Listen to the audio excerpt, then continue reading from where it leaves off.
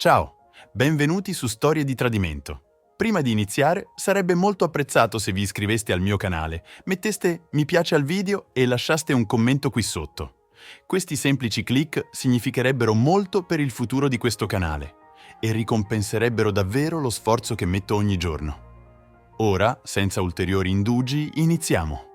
Non sono mai stato in uno di questi forum e non so se questo mi aiuterà, ma ho recentemente scoperto che mia moglie, con cui sono sposato da 18 anni, mi ha tradito con uno dei suoi ricchi clienti.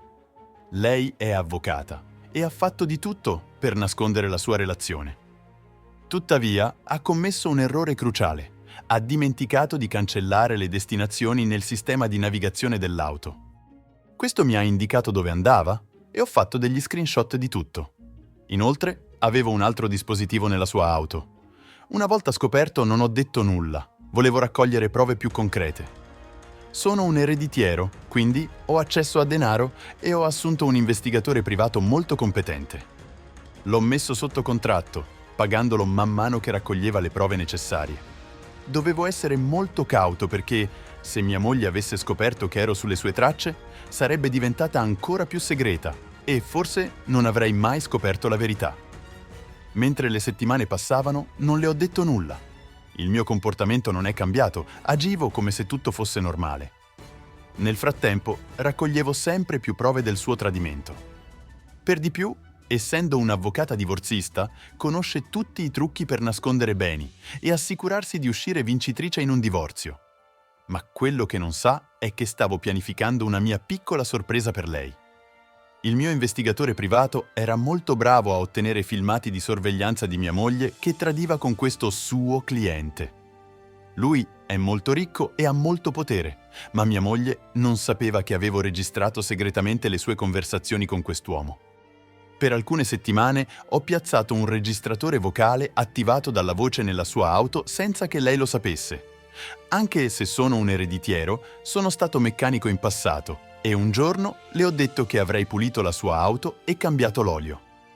È stato allora che ho messo il registratore nella sua auto. Una delle cose più dolorose che ho sentito è stata quando lei ha fatto sesso orale a lui sul sedile posteriore della sua auto. Ho pensato, tra me e me, che non la avrei mai più baciata, ma dovevo ancora fingere di non sapere nulla. Altre settimane sono passate e avevo più che sufficienti prove per affrontarla, ma volevo aspettare il momento giusto. Ero ancora incerto se volessi anche solo affrontarla. Nel frattempo, avevo assunto segretamente una ditta di traslochi per spostare tutte le mie cose fuori dalla nostra casa mentre lei era al lavoro. Non volevo alcun tipo di confronto con lei. Volevo essere già lontano prima che tornasse a casa. Il giorno in cui lei ha chiamato dicendo che avrebbe lavorato fino a tardi, quando mi ha detto questo, ho risposto: «Va bene, ti amo, ci vediamo dopo». Dopo aver riattaccato, ho chiamato il mio investigatore privato e gli ho detto che mia moglie aveva detto che avrebbe lavorato fino a tardi. L'investigatore privato ha risposto: «Ok, la seguirò e vedrò cosa sta realmente facendo». Dopo alcune ore, ho ricevuto una chiamata dal mio investigatore privato. Mi ha detto che sembra che tua moglie non stia lavorando fino a tardi. Al momento è in un hotel con il suo cliente. Gli ho detto di restare lì e raccogliere quante più prove possibili. Volevo essere assolutamente sicuro prima di prendere qualsiasi tipo di azione. L'investigatore privato ha risposto: «Ok, nessun problema». Sono passate alcune ore e l'investigatore privato mi ha inviato un videoclip di loro che entravano in una stanza con la mano del cliente di mia moglie che le stringeva il sedere. Ho inviato un messaggio all'investigatore dicendogli che non aveva bisogno di restare lì più a lungo. Avevo tutte le prove di cui avevo bisogno. Dopodiché ho continuato a impacchettare le mie cose mentre la ditta di traslochi continuava a spostare i miei mobili. Non era molto. Avevo preso accordi per trasferirmi in una delle mie case vacanza che affitto ogni anno, che era parzialmente arredata. Verso le 4 del pomeriggio mia moglie mi chiama e dice che sarebbe tornata a casa in un'ora o due. Le ho detto ok e ho riattaccato. Ho detto ai traslocatori che avevamo circa un'ora di tempo e ho dato loro l'indirizzo della casa vacanza. Hanno finito circa 40 minuti dopo. Gli ho dato la chiave e si sono diretti verso la casa. Ho chiuso a chiave la mia vecchia casa, impostato l'allarme e sono salito in macchina. Io e i traslocatori siamo arrivati alla casa vacanza. Quando mi ha chiamato mia moglie, dice che vuole che la incontri al nostro ristorante preferito. Ho chiesto perché. Dice: «Ho qualcosa da dirti».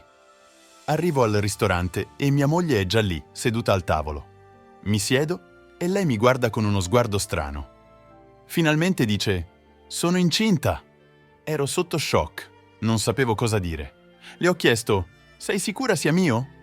Mi guarda stranamente e dice: «Perché lo chiedi?»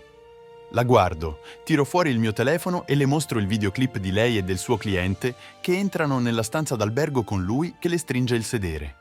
Poi le dico: «So che mi hai tradito e so che hai fatto sesso orale a questo tuo cliente sul sedile posteriore della tua auto. Possiamo risolvere questa situazione in due modi. Possiamo sistemare fuori dal tribunale o possiamo andare in tribunale e probabilmente verrai demolita con tutte le prove che ho». Non ha detto una parola per circa un minuto, poi mi guarda e dice che vuole tentare la sorte in tribunale. Tutto ciò che ho detto è stato «ok». Mi sono alzato e sono andato via. Il giorno seguente ho consultato un avvocato divorzista, vi ho mostrato le prove e gli ho detto di avviare il processo di divorzio quel giorno stesso. Lei deve aver chiamato il mio telefono 1000 volte. Ricordate, il giorno in cui l'ho lasciata al nostro ristorante preferito, è tornata a casa e ha scoperto che mi ero trasferito, bombardando il mio telefono quel giorno, ma non ho mai risposto. Alcune settimane dopo, il mio avvocato divorzista ha detto che le è stata notificata la causa di divorzio e ora non resta che l'udienza. Altre settimane dopo mi chiama chiedendomi di incontrarla per un caffè, quindi l'ho fatto. Mi ha chiesto come stavo e ho risposto: «Sto bene, grazie».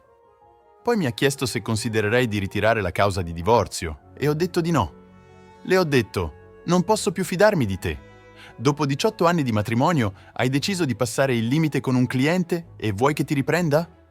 «Mi dispiace, ma non posso farlo». Lei ha implorato e supplicato, offrendosi anche di rinunciare alla sua privacy e permettermi di avere accesso a tutto. Alcune settimane dopo mi chiama di nuovo dicendo che vuole incontrarmi per un caffè, quindi l'ho incontrata di nuovo. Questa volta voleva sapere se le avrei dato un'altra possibilità. Continuava a dire: «Per favore, per favore, per favore». E io ho detto: «Perché? Che vantaggio ne trarrei se decidessi di darti un'altra possibilità?»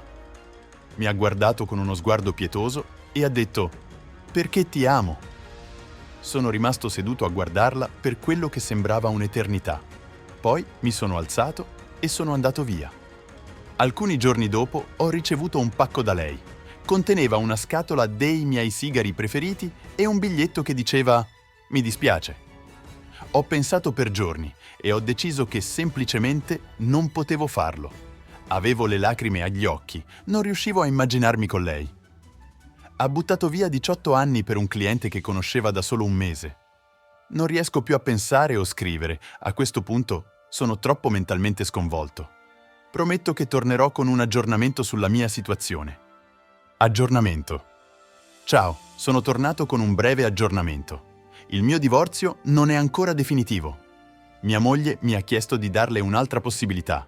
Ha implorato e supplicato dopo che le ho mostrato le prove che sapevo che mi stava tradendo. Da allora mi ha chiesto più volte se ho considerato di darle un'altra possibilità. Nella mia testa ho detto di no, ma non gliel'ho ancora detto.